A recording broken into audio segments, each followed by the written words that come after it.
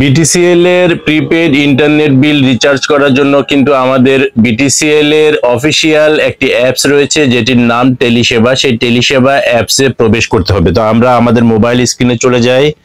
Mobile screen থেকে আমরা টেলিসেবা অ্যাপসে প্রবেশ করি।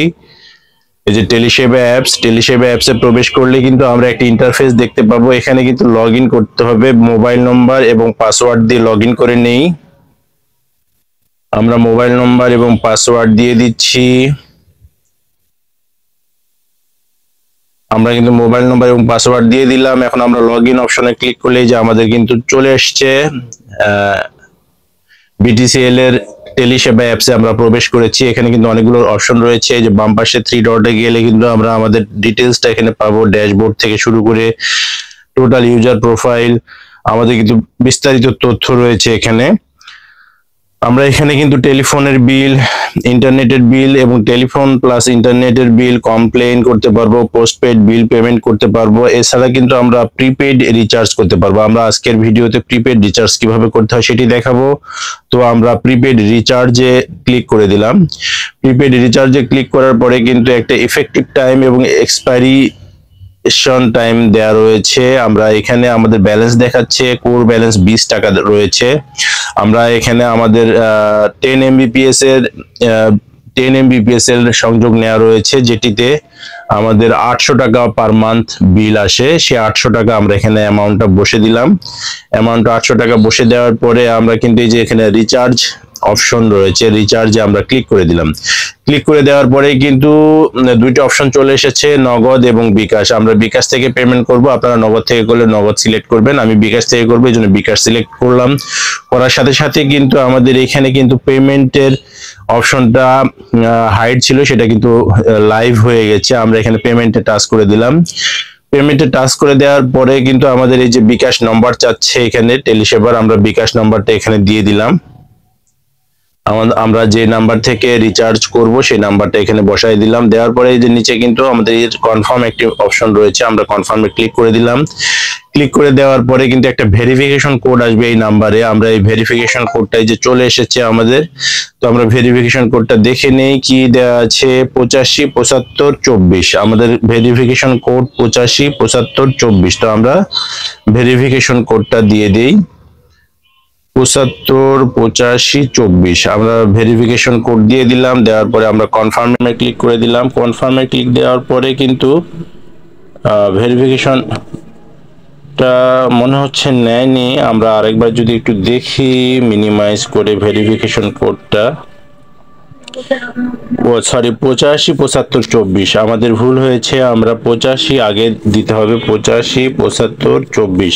আমরা 857524 দিয়ে দিলাম। এখন কনফার্ম করে দিলাম। এই যে আমাদের কিন্তু নিয়ে নিয়েছে। এখন আমাদের ইন্টার পিন চাচ্ছে, পিনটা যদি আমরা দিয়ে দিই তাহলে কিন্তু আমাদের পেমেন্টটা সাকসেসফুল হয়ে যাবে। এই যে দেখেন ভেরিফিকেশন সাকসেসফুল আসছে এবং কিছুক্ষণের মধ্যে যে 2 সেকেন্ড 1 সেকেন্ড করে দেখাচ্ছে। এই যে আমাদের পেমেন্ট কিন্তু সাকসেসফুল হয়ে গেছে। টোটাল অ্যামাউন্ট কিন্তু 800 টাকা। তো এই ছিল মোটামুটি প্রসেসটা। আমাদের কিন্তু সাকসেসফুল হয়ে গেছে পেমেন্ট। আমরা এখন দেখি আমাদের ইন্টারনেটের লাইনটা আসে কিনা। আমাদের কিন্তু ইন্টারনেটের লাইন কিন্তু অফ ছিল।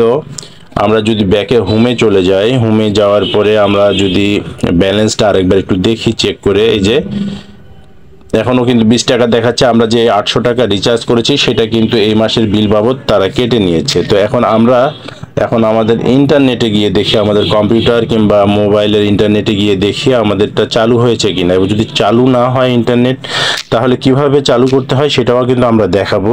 আমাদের কিন্তু এখানে আমাদের মোবাইল নাম্বারে কিন্তু মেসেজ চলে এসেছে, ডিয়ার কাস্টমার, ইওর ব্যালেন্স 800 টাকা recharge successfully, your current balance is 820 টাকা, থ্যাংক ইউ।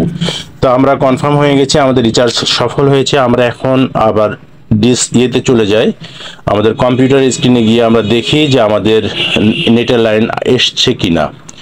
আমাদের কম্পিউটার স্ক্রিনে কিন্তু আমরা দেখতে পাচ্ছি আমাদের ইন্টারনেটের লাইন এখনো আসেনি। তো এখন আমাদেরকে কি করতে হবে? আমাদের নেটের যেই আমাদের রাউটারের যেই ইলেকট্রিক পাওয়ার দেওয়া রয়েছে, সেই ইলেকট্রিক পাওয়ারটা আমরা একবার অফ করে আবার অন করব। এই যে এটা আমাদের রাউটারের লাইন, আমরা একটু জাস্ট একবার খুলে আবার লাগিয়ে দিব, তাহলে রাউটারটা রিস্টার্ট হয়ে যাবে এবং আমাদের লাইনটা চলে আসবে। তো চলুন আমরা দেখি আবার কম্পিউটারে। এই যে আমাদের রাউটারে কিন্তু পাওয়ার চলে এসছে। এখন আমাদের কিন্তু নেটের লাইনও চলে আসবে খুব শীঘ্রই। নেটের লাইন আসলে কিন্তু আমরা কম্পিউটারে দেখতে পাবো। তো চলুন আমরা কম্পিউটার স্ক্রিনে চলে যাই। এই যে আমাদের নেটের লাইন কিন্তু এখনো আসেনি, চলে আসবে আশা করছি কিছুক্ষণের মধ্যেই। একটু সময় লাগে, আপনারা একটু সময় দিবেন। টেনশন করার কোনো কারণ নাই, রিচার্জ হয়ে গেলে অটোমেটিকলি চলে আসে। বিটিসিএলটা একটু সময় নেয়, তাদের দুর্বলতা হয়তো থাকতে পারে। তো বিটিসিএল এর ইন্টারনেট যারা ব্যবহার করেন অথবা ব্যবহার করতে চাচ্ছেন, কিংবা বিটিসিএল সম্পর্কে আপনারা যদি বিস্তারিত কোনো তথ্য জানতে চান, বিটিসিএল এর লাইন কিভাবে নিতে হয়, কিভাবে অ্যাপস ডাউনলোড করতে হয়, কিভাবে রেজিস্ট্রেশন করতে হয়, টোটাল আপনারা কিন্তু যদি জানতে চান তাহলে আমাদেরকে কমেন্ট করে জানাতে পারেন। আমরা কিন্তু আপনাদের কমেন্টের উপর ভিত্তি করে আপনাদের চাহিদা অনুযায়ী ভিডিও আপলোড দেওয়ার চেষ্টা করব। এই যে আমাদের ইন্টারনেট লাইন কিন্তু চলে এসছে বন্ধুরা, এই যে সাথে সাথে কিন্তু নোটিফিকেশন চলে আসছে অনেকগুলো।